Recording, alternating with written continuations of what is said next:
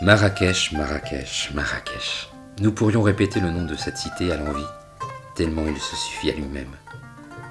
Ce nom qui fait rêver et qui permet de s'évader rien qu'en y pensant. Mais Marrakech, comme toutes les villes, a une histoire.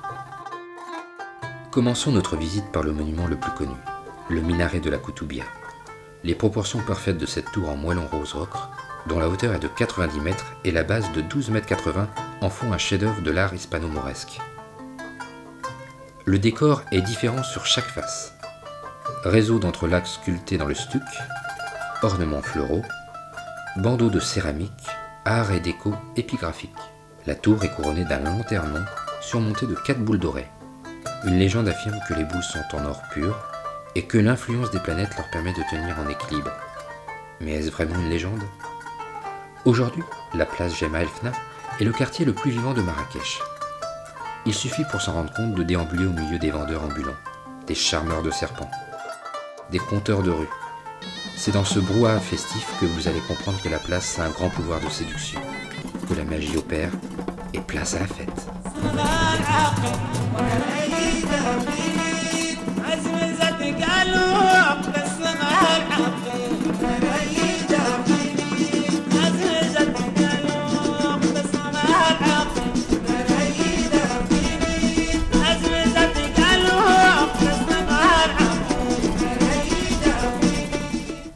La médina de Marrakech a été inscrite au patrimoine mondial de l'humanité par l'UNESCO en 1985.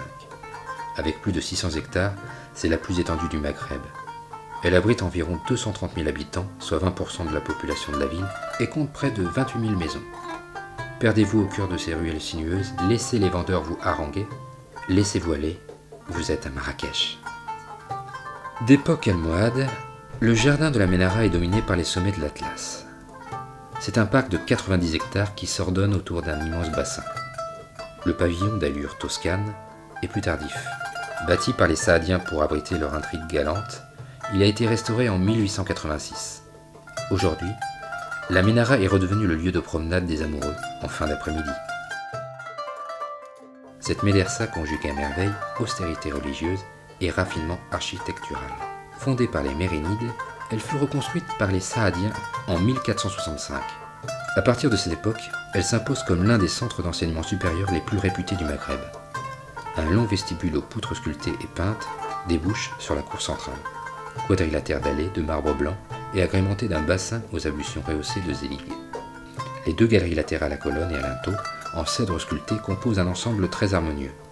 Au fond de la cour, la salle de prière est divisée en 3 nefs par 2 rangées de colonnes en marbre dont les chapiteaux sont ornés de calligraphie.